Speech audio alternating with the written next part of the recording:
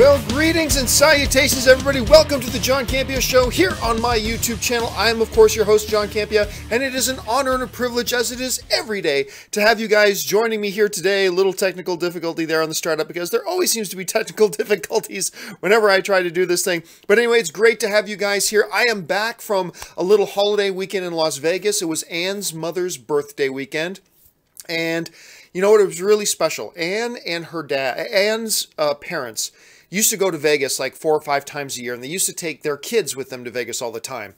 And some of you may know who followed me for a while, Anne, my wife, her dad passed away a little over a year ago, and it was really, really hard. And Anne's mom has not been back to Vegas since. So when we asked Anne's mom, what would you like to do for your birthday weekend? She goes, I want to go to Vegas, in her very heavy Filipino accent. So off we went to Vegas, and we had a great time, and it's really good to be back. Another great thing that happened while I was gone, guys, I cannot express my enough thanks to you. Some of you may have saw the video I put up a little bit earlier today, which was that the John Campea YouTube channel passed 100,000 subscribers, which is something that I thought was going to take until the last quarter, probably of 2018, but it's hit it already. So much thanks to you guys for that. Now, let's get on with today's show. Here's a few things that's going to happen. I'm first going to run down a bunch of things going on in the world of movie news to get you guys caught up to date. After that, the main part of the show is taking your live topics and questions that you guys have sent in to me. Now, how do you get a topic or a question on the John Campea Show? It's real simple. Just email me anytime at john@thejohncampeashow.com. Put that word topic in the subject line or else I'm not going to see it. And as always, keep your emails to 90 words or less. Then after I get through those, I'm going to save a little bit of time at the end of the show to take your live questions for those of you guys who are watching this show with us live, and maybe you'll see your tweet pop up here on the bottom of the screen. So, with that out of the way, let's jump into the first thing today, which is getting you caught up on everything going on in the world of movie news. And we start with this. A lot of you guys might remember back in 2003, that wonderful and underrated Russell Crowe movie, Master and Commander, The Far Side of the World. I love that movie. Paul Bettany was awesome in that. Anyway, there was always wondering if we were going to see a sequel to that. Of course, it's based on a book series. Well, according to a tweet from Russell Crowe, it looks like there might be some talk going on for a Master and Commander sequel. Russell Crowe tweeted this out. He said, for the Aubrey Martin lovers, I do hear whispers indeed that a second voyage is perhaps potentially pre-proposed a possibility. So, O'Brien affectionates and aficionados, let 20th Century Fox know of your pleasure. Look, I thought this movie was spectacular. I love that one. It's probably one of Russell Crowe's most underrated movies, although it did get some Oscar buzz and some Oscar love at the same time, but not a whole ton of people saw it. I think it barely made over $200 million. It probably ultimately lost the studio money, but this movie is great. If they can do a sequel, I love the high sea adventures kind of stuff. I think this would be fantastic. All right, let's move on to the next item. The next item is this. Of course, many of you know there's a new Saoirse Ronan film coming out called Lady Bird.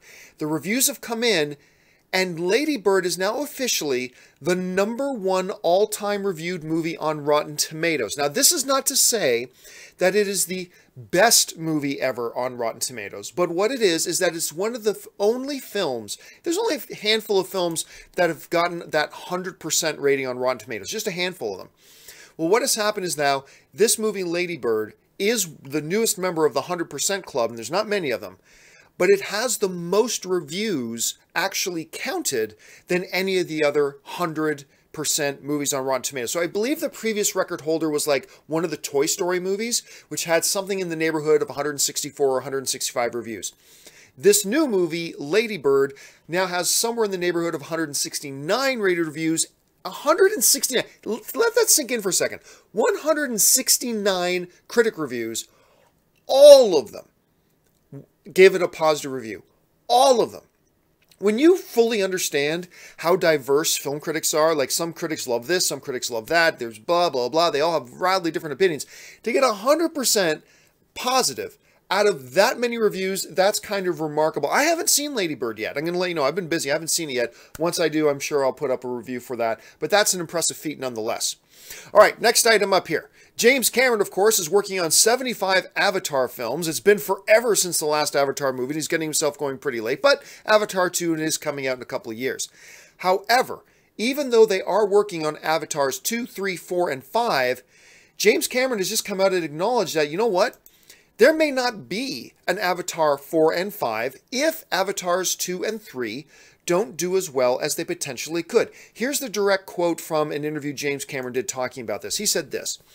He said, let's face it, if Avatar 2 and 3 don't make enough money, there's not going to be a 4 and 5. They're fully encapsulated stories and in and of themselves. It builds across the 5 films to a greater kind of meta-narrative, but they're fully formed films in their own right. Unlike, say, Lord of the Rings trilogy, where you really just had to sort of go, oh shit, all right, I guess I better come back next year. So look, what James Cameron's saying here is pretty much just common sense. If, for whatever reason, Avatars 3 and 4 come out, or Avatars 2 and 3, and don't make money, and let's be honest here, they're going to make money. They're not going to make Avatar 1 kind of money, but they're going to make money.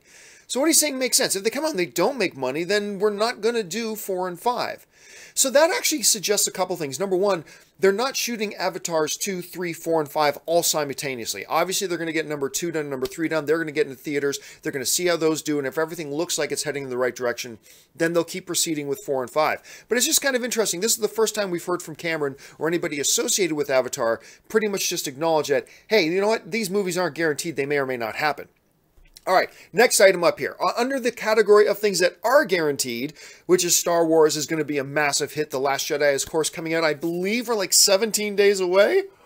Oh my god, I cannot wait. Okay, so Star Wars The Last Jedi is coming out. Well, apparently it's not just going to dominate the box office, it's also going to dominate the social media trends. According to a new report, Star Wars The Last Jedi is still the #1 talked about film on social media. A report in Variety said this. It said, the 9th Star Wars movie generated 121,000 new conversations last week after airing a TV spot on November 20th and releasing several new images throughout the week. Star Wars The Last Jedi has pulled in more than 4.12 million new conversations 3 weeks before its December 15th launch.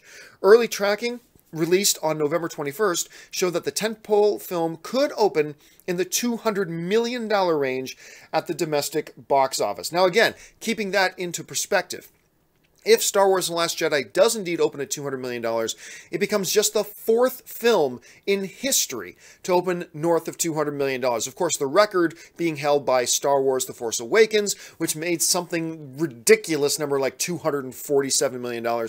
I still don't anticipate that the movie's going to break that record, but I do anticipate it'll join the $200 million club. As far as being the #1 chatted about movie on social media, again, no big surprise, but it is really cool seeing how excited everybody is about this movie.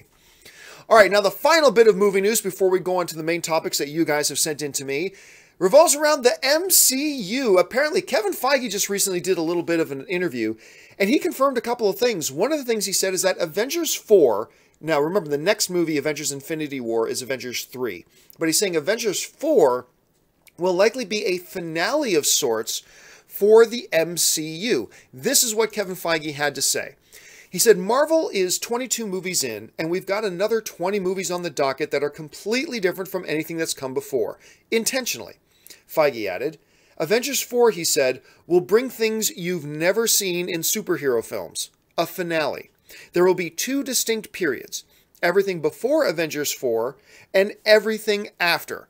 I know it will not be in ways that people are expecting.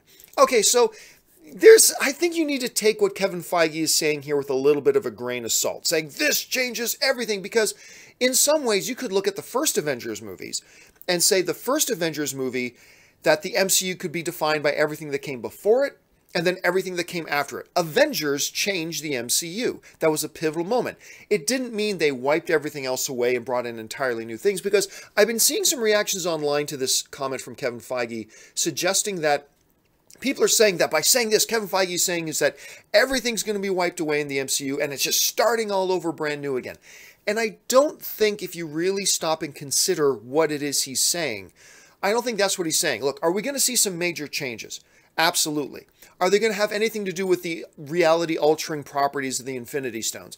Maybe or maybe not. Are we going to maybe see 1 or 2 of the main leads of the MCU depart? Could we see the end of Chris Hemsworth in the MCU? It's possible. Could we see the end of finally the end of Robert Downey Jr. I don't mean finally as, oh my God, I want him gone, but I mean, he's been around for a long time in this role. Could we be seeing the end of Robert Downey Jr. in the MCU? Possibly. Could we be seeing the end of Chris Evans in the Avengers? That's also possible. But I don't think we should rush ahead of ourselves. A lot of this is just verbiage, all right? A lot of what Kevin Feige is saying is verbiage. I don't think we should expect that at the end of Avengers 4, we're going to see the world completely renewed and it's going to be a soft reboot at the end. I don't think they're going to mean that, but I do think he's suggesting that there's going to be some major significant events that happen in Avengers 4 that will alter the way the MCU works, much like the events of the first Avengers altered the MCU moving forward, but maybe just on a little bit of a bigger scale. I'm not exactly sure what he means. Maybe you guys have some theories. Let me know what you think. Jump down to the comments section and leave your thoughts below. All right, guys, with all that out of the way, we're going to jump into the main part of the show, which is the topics, questions, and issues that you guys want talked about. These are all topics and questions that you guys have sent in to me. So let's get started with this, and we go to question number 1. And question number 1 today comes to us from my Patreon supporter, Kevin. And Kevin writes, I've heard forever that movie theaters need to charge high prices for concessions because they don't make much from the ticket sales. But if theaters are taking 30% of box office gross for movies they don't have to produce, market, or distribute, is this really the case? Well, thanks a lot for the question, Kevin. And on the surface, I can completely see what it is you're talking about. Maybe if I reappeared in the screen here. I can completely see what you're talking about, as once again, I'm suffering technical difficulties from working by myself. What happens? Why do movie theaters have to charge so much money for concession stands? Why is it I have to spend $75 for a bucket of popcorn? Why do I have to spend $3,827.14 on a large Coke? Why are these prices so hard? Well, the common answer has always been because movie theaters don't make a lot of money from the box office. Most of that money at the box office, they don't keep. Like, yeah, you pay AMC Theaters $10 for that movie ticket, but AMC Theaters doesn't get to keep that $10. They get to keep a portion of it, but the vast majority of it goes back to the studios. So for them to make money, they have to make money elsewhere. They make their money on concession stands, on popcorn and soda and nachos and hot dogs with 5-day-old buns. So that's how they make their money. So Kevin raises a totally fair question. Hey, look, if they do get to keep a portion of that ticket price, like if they get to keep like $3 out of my $10 ticket price, why do they need to charge so much?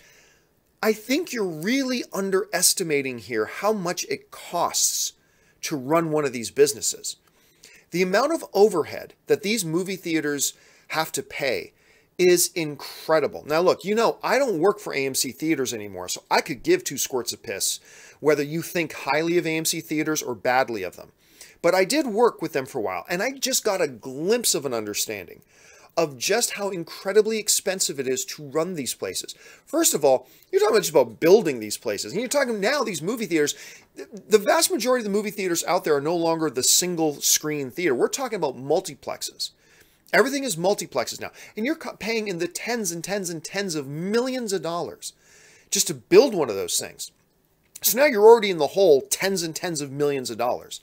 Then for their projectors, which are like ridiculously expensive, the screens, the upkeep, just the theater themselves with those leather reclining seats, they're jumping millions of dollars into these in-theater things now. You're talking about staff and overhead. Then you're talking about lease space, taxes, everything else that comes along with running a business. Believe me, it is a miracle when you really understand the finances of a movie theater. And I'm sure there's many of you guys who probably have worked in small movie theaters, that you can attest to this, that even the small movie theaters, it is a hustle just to break even and make a little bit of money. It's tough. So believe me when I tell you that these guys just make a bit of money. They're not this huge, lavish, the industry of being a movie exhibitor is not a easy get rich thing. It costs a lot of money to have this industry going.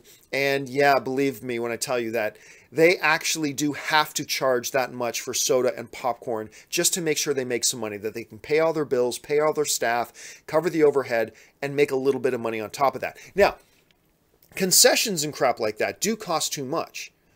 But the only way they're ever going to be able to fix this, and I say this all the time, is to start with a grand scale thing that starts with movie theaters or movie studios, I should say, not spending so much on their movies. When you start there, all the other costs and effects come down. I've talked about that ad nauseum before. I'll talk about it again in the future, but that's where things really got to change. All right, thanks a lot for the question, man. We move on now to question number 2. And question number 2 today comes to us from Ricky Gonzalez, who writes, "Hello, John, huge fan." Thank you so much, Ricky. "Have you heard about the new Halloween movie that's supposedly set to be in a sequel to the original? The movie is supposed to come out on October of 2018, but for some reason, filming is delayed until January. Do you think it could still meet the deadline or meet the release date?" Absolutely, it can. Now, for those of you who haven't heard, of course, the great Jamie Lee Curtis coming back for Halloween, and they're making this new movie now, and what they're saying is that this movie is kind of ignoring everything after the original Halloween, and that this new Halloween movie is kind of like a renewed sequel to the original. Okay, fine. But the big question here is asking, hey, look, if this thing's supposed to come out in October, and they don't even start shooting this thing until January, can it possibly meet that October release date? The answer to that question is no problem. No problem whatsoever. Remember, if this is anything in the spirit of the original Halloween, this is not going to be a big visual effects heavy film. This is also not going to be a film that takes 4 months to shoot. You're probably looking at a 12-week shoot for this movie. So probably around about 3 months. So you're talking about shooting in January, February, March, now you're in April. Once you're in April, what do you got? You got May, June, July, August, September, October. You got 6 months to edit, do your post, and get that film ready and out into theaters. And for a movie like a Halloween movie, that's not going to be terribly difficult. Would you like to start shooting a little bit earlier, give yourself a little bit more margin? Sure you would, absolutely. But for a film like this, and remember, all the pre-production goes into it well before they start shooting. So by the time they start shooting this movie, they've got everything ready to go. They've got their schedules. They know exactly the target dates they have. They know what they got to shoot on every exact day. They know everything. So you're probably, like I said, looking at a 12-week shoot or less for this movie. It's not going to take an awful long time to get it into post-production and do everything they need to do in post. They will be perfectly fine. They will hit their release date, no problem. And if they do change their release date, it'll be for other reasons, but certainly not because they don't have enough time to do it. I think they'll be well prepared for this. All right, let's move on now to question number 3. And question number 3 comes to us from Danny McFearson. And Danny McFearson writes, "Hey, John. I read that Suicide Squad director David Ayer recently said that he regrets not having the Joker as the main villain in the Suicide Squad. Did he actually say this? If so, do you think people would have improved, or do you think that would have improved the movie for some people?" All right, thanks a lot for the question, man. And yes, as a matter of fact, he did. He actually responded, David Ayer, the director of Suicide Squad, responded to a question on Twitter about it. And he's hinted at this before, but just recently he directly said it on Twitter. And it was something along the lines of, man, I've lost sleep over this. So yes, he did want to have, he now regrets not having Joker as the main villain of the film. Now, just so you know where I'm at on all this, I like Suicide Squad. I mean, yeah, was it a hot mess? Yes. Did it have massive amount of problems? Yes. But overall, by the end of the day, I walked out admitting I was entertained. I had fun. There was enough good stuff in there that I had a good time with it.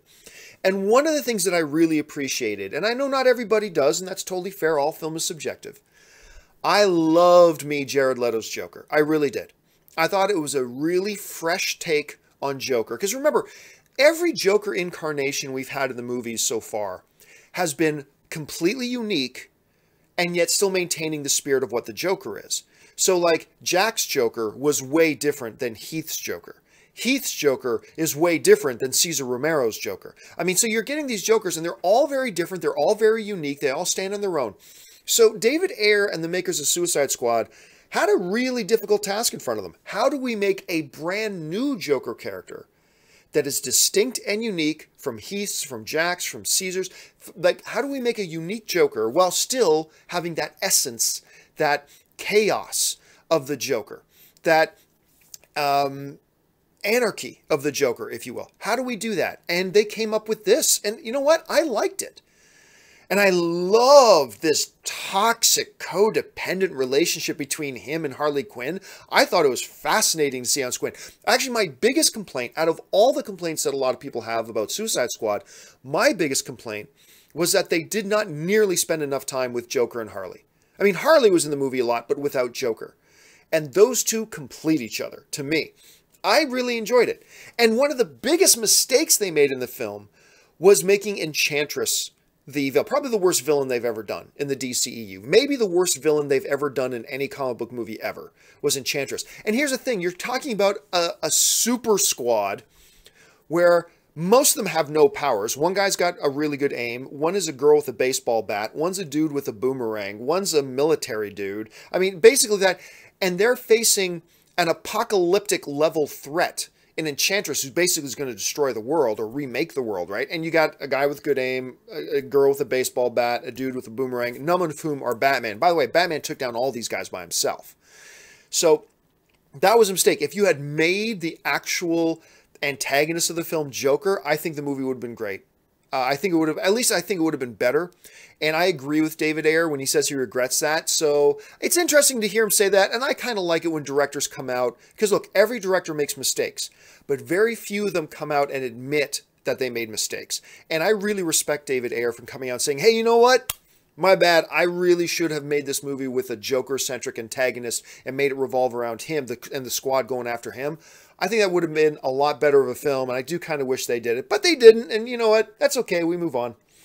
All right, let's move on now to the next topic. And the next topic today comes to us from Michelle Chavez, who writes, so apparently Justice League has made almost $300 million worldwide already. At this pace, isn't it still possible that it could end up being a big hit and maybe even the #1 superhero movie of the year? All right, well, thanks a lot for the question, Michelle. And I'm going to assume that when you say the #1 superhero movie of the year, you're talking business-wise because you're talking about box office. Could it be? I mean, it made, the last I checked, as of last night, it made it's at $481 million as of yesterday, $481 million worldwide, which, okay, great, fantastic. So she's asking, hey, at this pace, in 2 more weeks, it could be at $1 billion. Could it be the #1 comic book movie of the year? And the answer to that is no. However, like I said on the John Campea Show last week, despite reports saying that this movie could lose between $50 and $100 million, I said last week, I actually believe this movie will break even. I believe it will have enough legs, especially when you consider that there's nothing significant opening in the theaters against it for the next couple of weeks. I believe it'll have enough legs to get to that $650, $700 million range, which is where it needs to be to break even. Because remember, this is a very, very expensive movie, compounded by the fact that they went back and did 6 months of reshoots.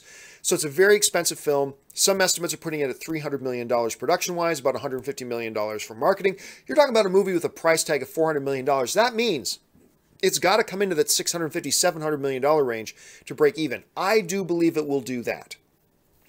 However, there are some people out there being very optimistic, and I love optimism, I do. I hate, crapping over everybody's parade.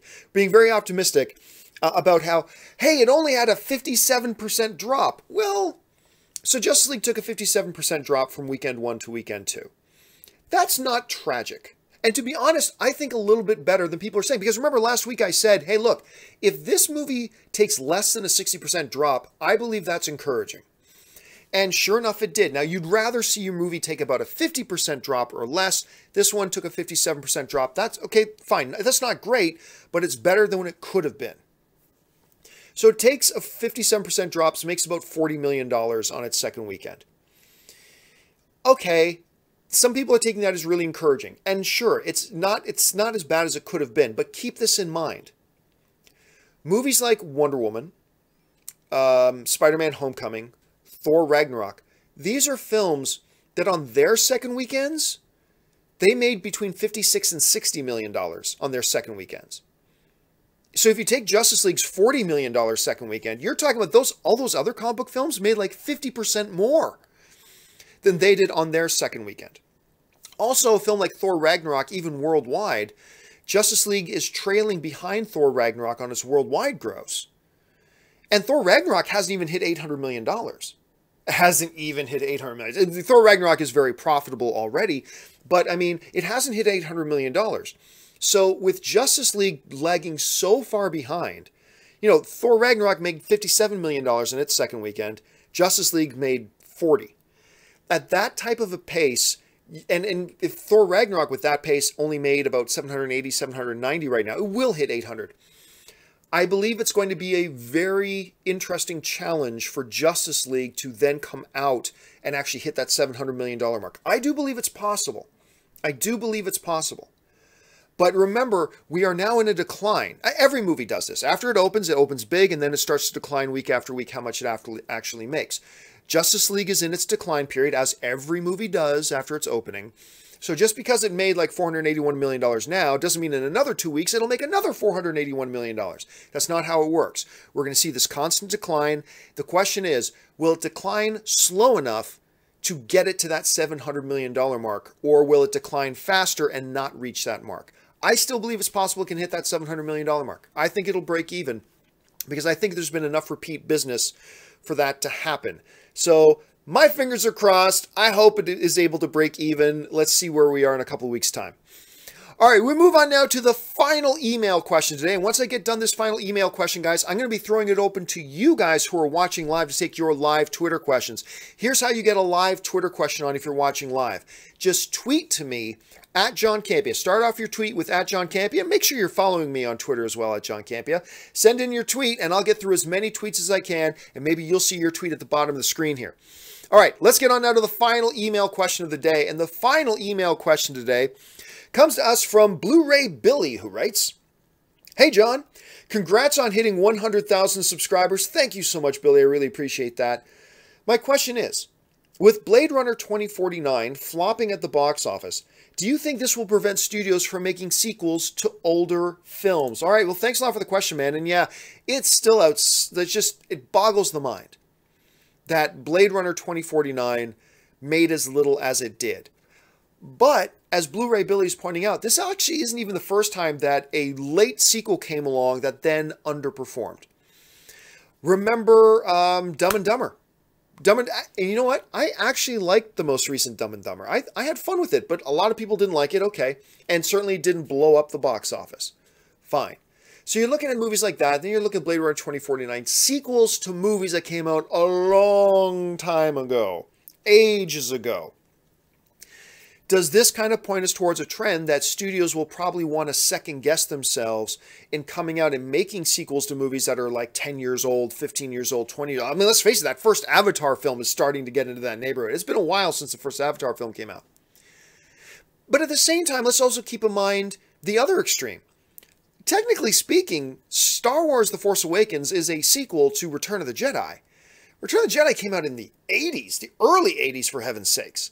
We're talking about a big gap movie, and now you're talking about the #1 domestic film of all time, the #1 opening weekend film of all time, and the #3 worldwide all-time film of all time in Star Wars The Force Awakens. So clearly there's not just one general flat rule that says, if a studio makes a sequel to a movie that's more than 10 or 15 years old, it's going to bomb. Well, there are some examples to say that's not the case. However, take Star Wars out of the equation, and you're going to be hard-pressed to point to really successful sequels to much older films. So, to answer your question, Blu-ray Billy, in my opinion, and remember, this is just my opinion, I could be completely wrong about this, I do think the result of Blade Runner 2049 is causing not just Warner Brothers, but all studios to second-guess any thoughts they may have had about doing their own sequel to a much older film. Let's revive this old movie, and they might start now be looking at the more tried and true convention of doing a reboot. Because we've seen many reboots have a lot of success. Sequels to much older films don't have that track record of success, especially if you take out Star Wars out of the equation. So who knows? We'll have to see how they approach that moving forward. All right, guys, I said I would take some time to take your live Twitter questions. I'm going to do that right now, but just before I do that, it is time for my daily 1-minute commercial. That is admittedly my shameless plug for the only reason I'm even able to do these shows, which is my Patreon supporters. So here, check out this one quick commercial break, and we'll be back in just 1 minute. For those of you who have followed me for any period of time, you guys know that I made the decision recently to leave the corporate overlords. I no longer wanted to work for corporations. I wanted to be an independent content creator. And the only way I've been able to do that is by the support of my Patreon supporters. So what I would like to do is to ask you guys who watch my shows, who spend any amount of time with me every single month, to consider going over to www.patreon.com/John Campea.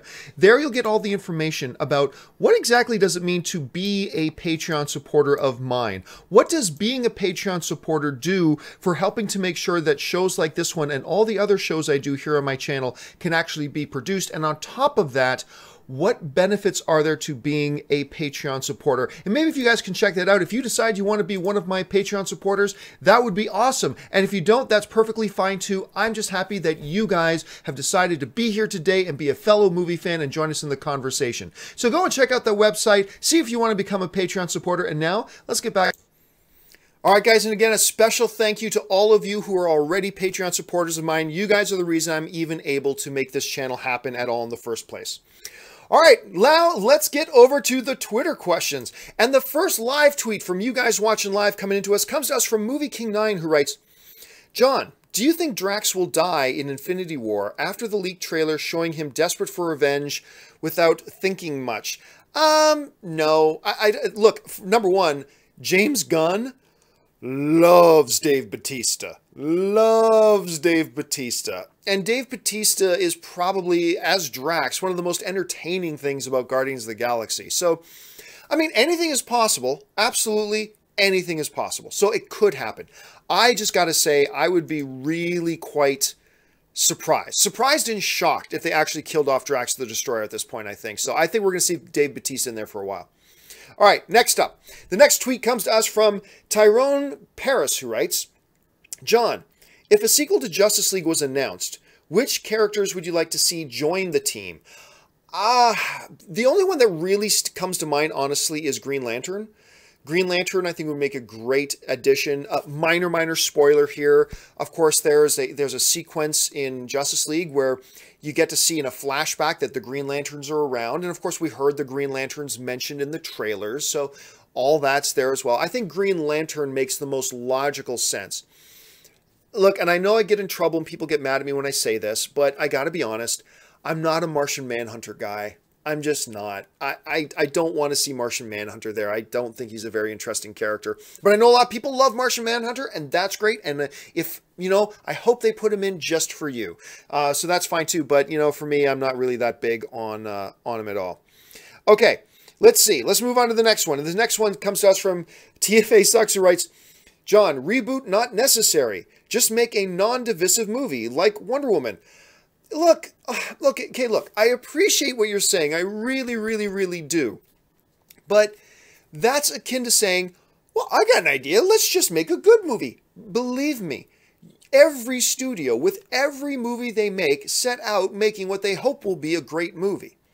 Making a good movie is one of the most impossible things in the world to do. So that's why we celebrate so much when a studio does put out a movie that's really good. Whether it's a drama like Lady Bird, whether it's a comedy like 40-Year-Old Virgin, whether it's a comic book movie like Avengers or Wonder Woman, right? When a studio is able to put out a good movie, that's great. But this whole notion of, well, you don't need a reboot, just make films that aren't divisive. Well, nobody tries to make these movies divisive. Nobody's trying to make Batman vs. Superman divisive. They are trying to make a film that the audience will embrace and love. Every movie does, but it's a hard thing to do. I mean, hey, look, at least you can say that Justice League and Batman vs. Superman, let's confine this to Batman vs. Superman. At least we can say Batman vs. Superman is divisive. That at least indicates that there's a bunch of people who really do like it. Could be worse. Could be a Fantastic Four situation where nobody Fantastic Four is not divisive, it's just hated on. People just hate it. Isn't it much better to be in a position like that? Isn't it just much better to be in a position that, I mean, that's a situation where being divisive ain't the worst thing in the world.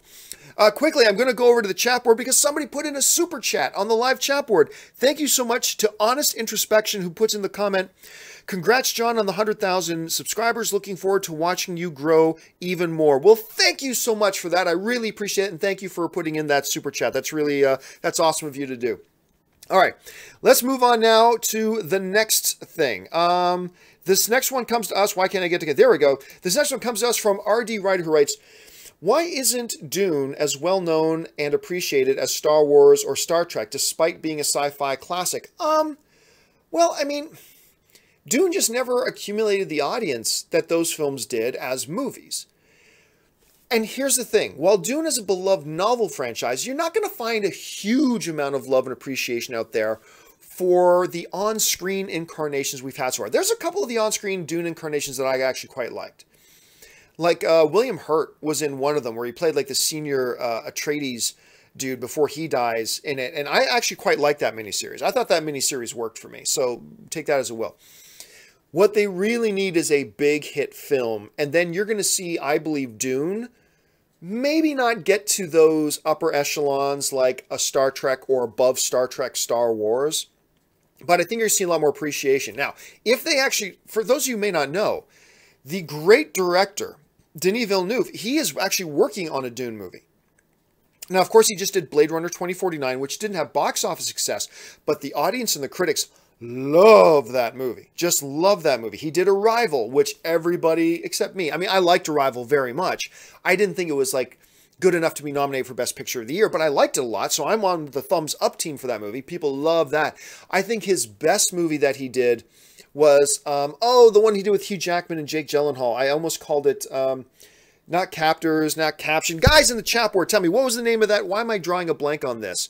In the chat board, the Hugh Jackman, Jake Gyllenhaal movie, that was directed by Denis Villeneuve. Basically, I put that in. Prisoners, thank you so much. Prisoners. I think Prisoners, special thanks to Garrick, who's the first one to put that in there.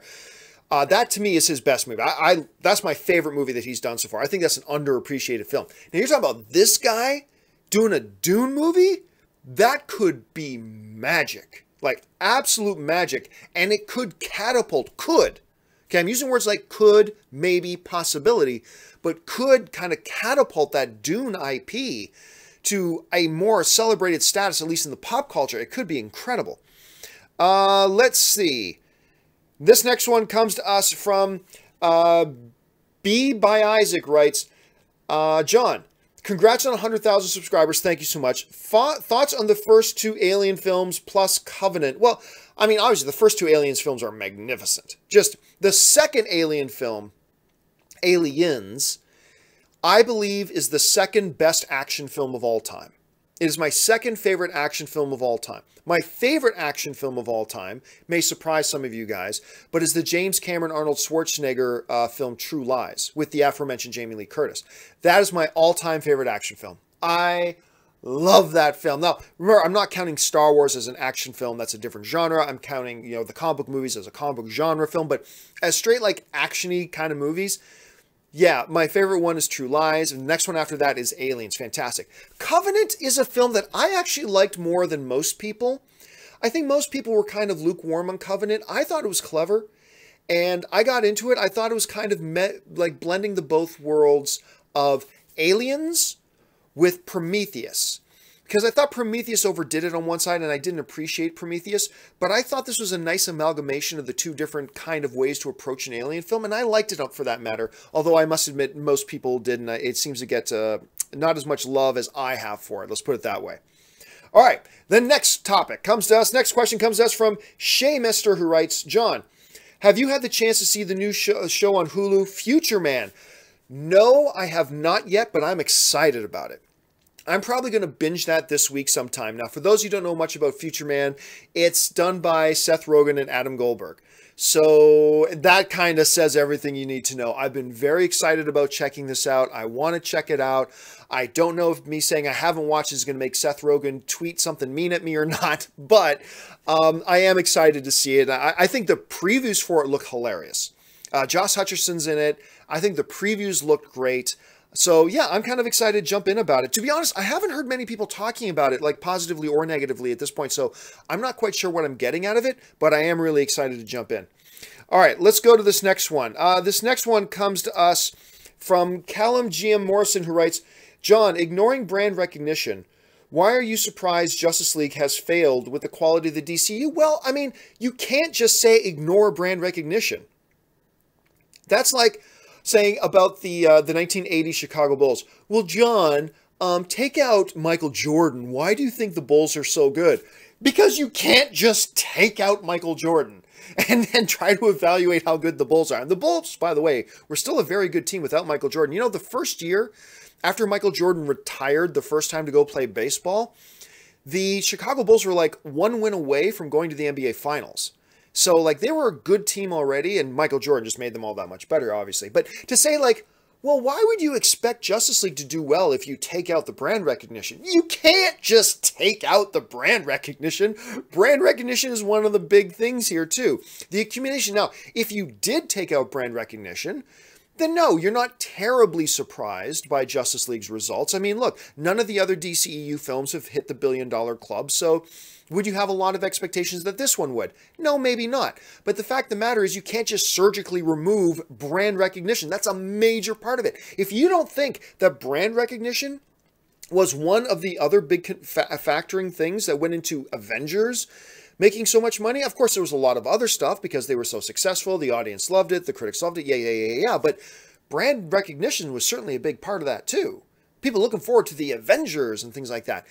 So, you can't just take out brand recognition. You can't just do that. I mean, that's just too surgically attached to it to just ignore it. Let's see. This next one comes to us from Secret Friend Fire Pub, who writes, John, any chance of having movie commentaries on your channel with friends or special guests? It's difficult. I've addressed this before because even when I used to do DVD commentaries and Blu-ray commentaries with 3 other people, there's a lot of dead air. It's tough to just talk straight for 2 hours or 2 hours and 15 minutes, depending on how long the movie is. So it would be incredibly difficult for me to do them on my own. And as far as having friends do them with me, I mean, I could. I just don't know if the audience is all that interested in seeing me and my buddies. But who knows? It's possible. I'll always keep it in mind. I'm always looking for new ideas. Let's see. This one comes to us from Timothy803, who writes, John, what category would be added or should be added to the Oscars? I think Best Ensemble Cast. You know, I agree. I've actually said that for a while. Because the Screen Actors Guild, they have an awards ceremony every year. And they don't have a Best Picture award, but their Best Picture kind of substitute is Best Ensemble, which basically talks about which overall crew of actors did collectively the best job that year. Because there have been a number of movies where, like, the best lead actress in a film did not necessarily come out of a great ensemble. But, you know, for instance, Lord of the Rings. Lord of the Rings never won any Acting Academy Awards. And as a matter of fact, only received 1 acting nomination. That was for Ian McKellen for Gandalf in the first Lord of the Rings film. He got nominated for Best Supporting Actor. I don't think he was nominated again after that. And I don't believe any Lord of the Rings actors were nominated after that at the Oscars. But it clearly would have won Best Ensemble. I mean, easily would have won that. I love the idea of a Best Ensemble. Outside of that, not many. I really don't see there being a need for many other nominations. If anything, I think the Academy Awards should take out some categories, to be honest with you. But Best Ensemble is definitely one I think should be given some consideration. All right, this next one comes to us from Mike D818, who writes, John, what's going on with the Mad Max sequels? We need more. Well, you know, this kind of came up on the John Campea Show a few weeks ago, too. The unfortunate reality is Mad Max did not make a lot of money. You know, let me pull up the actual number here. Fury Road box office. Worldwide, Mad Max made under $400 million. It made under $400 million. It made $378 million on a $150 million budget. That's not enough. It's not enough. So while there was all this talks about we're going to do a Furiosa movie and then a proper Mad Max Fury Road sequel with Tom Hardy and all that kind of stuff, I honestly think the reason we haven't heard anything about it is because the studios stepped back and took a look and said, financially doesn't make sense. Because Mad Max Fury Road was great. Audiences loved it. Critics loved it. Everybody loved it. And it even got some Oscar love, and it still could not hit that $400 million mark. That has been a holdup. And to be honest, look, if you're the head of a studio, are you going to greenlight a sequel to something that may actually lose you more money? So that's been holding it up. Plus, on top of all that, the director of the film, George Miller, there's been a lot of whispers that Warner Brothers may want to be using him in the DCU, We could be seeing George Miller direct. And remember, George Miller was supposed to direct that Justice League movie that was supposed to come out like 7 years ago, in which Armie Hammer was cast as Batman. Remember that? So they were going to use him for DC before. I have a feeling they're transitioning him off of that, and I got a feeling we're going to hear about George Miller. I know he's getting older, but I think he's still got it, and I wouldn't be surprised if we hear that George Miller is going to be doing a DC movie. Let's see. This next one comes to us from Dingo Captain, who writes, John, if you could own one franchise besides Star Wars, what would it be? If I could own a franchise? I mean, damn, I don't own anything. I own nothing. Which one? Maybe just because it's so profitable, the Fast and Furious franchise. Maybe that's one I would guess. I'm not 100% sure, but maybe that would be it. All right, we now go to the final question of the day. And the final question of the day will come to us from Bishop Russ 5, who writes, John, when will we get a Transformers reboot? I'm going to guess sometime after Bumblebee. Bumblebee might even function as a soft reboot. I'm not basing that on anything. I'm not telling you I have any insider knowledge. I don't. This is just me speculating. I have a feeling they may use Bumblebee, the Bumblebee movie, as a soft reboot for the Transformers thing. Because, look, with the last Transformers movies, box office doing this, people generally not liking the franchise anymore. Critics don't like the franchise anymore. Nobody seems to like the franchise anymore. It's time to do it. So I won't be surprised if either A, Bumblebee is the final film of what has been the Transformers series up till now, or B, they'll use Bumblebee, the movie, as a soft reboot. Something will happen in Bumblebee that soft reboots the entire thing. I'm guessing it's probably just going to be that they'll end the franchise after Bumblebee, but who knows? We'll have to just wait and find out. All right, guys, that will do it for me for this installment of the John Campea Show, back on this new Monday. Thank you so much for joining me today. Listen, guys, don't forget, if you like this video, click the thumbs up button, leave a comment. And remember, guys, we're all film fans together. One of the best things about being film fans is we get to have different points of view and different opinions. We can debate and passionately discuss items. Just remember that when you're doing so, you're talking to people who are on your team. We're all movie fans together, so treat each other accordingly. That would be awesome. Listen, guys, I know we've crossed 100,000 subscribers. Next up is 1 million. That should happen in the year 2025 sometime. But help us get there by clicking the subscribe button. Become a subscriber to my YouTube channel and keep up to date on all the videos I do here on the John Campea Show. All right, guys, that will do it for me. Thank you so much for joining me. My name's John Campea, and until next time, bye-bye.